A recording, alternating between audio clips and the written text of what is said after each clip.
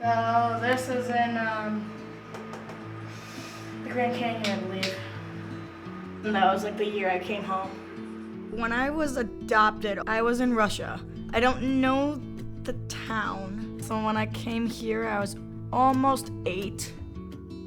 My paperwork said to my parents that I was a 3-year-old kid who had just had severe institutional autism, and they come to try to take me home, and I'm on a feeding tube, I'm on a ventilator, and I can't fly. I've been a lot of places in the world. I don't have nearly as many photos as I'd like.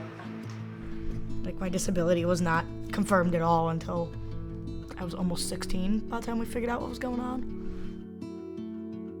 Formally, I have something called Angelman syndrome, which is a very, very rare syndrome that has autism and cerebral palsy mixed.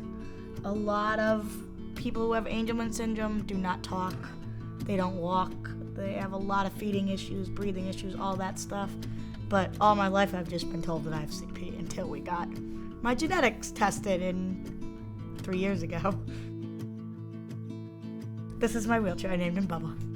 Bubba was my 4th chair since I've been home. As someone with mobility needs, this is my assistant to get everywhere.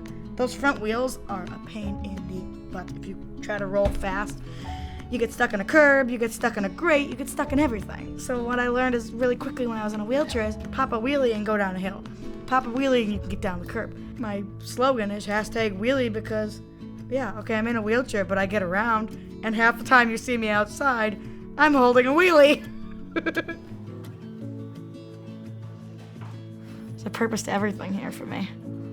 I have friends here, there's activities that I can do that I can't do at home. Now I'm a little bit everywhere here. Like, I have part in wellness, there's part of me up in veranda. Like, half of the staff now know me in the sense of like, oh, you're not just a random client. Now we actually know who you are and what you do. Like, everybody's included.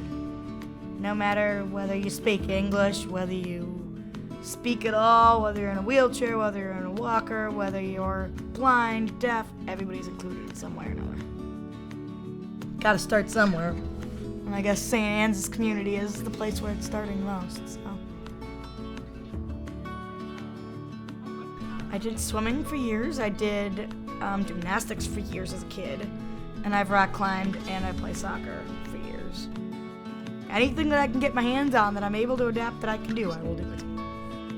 I may not have legs and have hands that are half functional, but I got it. The way I go through life, everybody's like, how are you so happy all the time? I'm like, I don't know. Instead of the glass half empty, I look at it half full.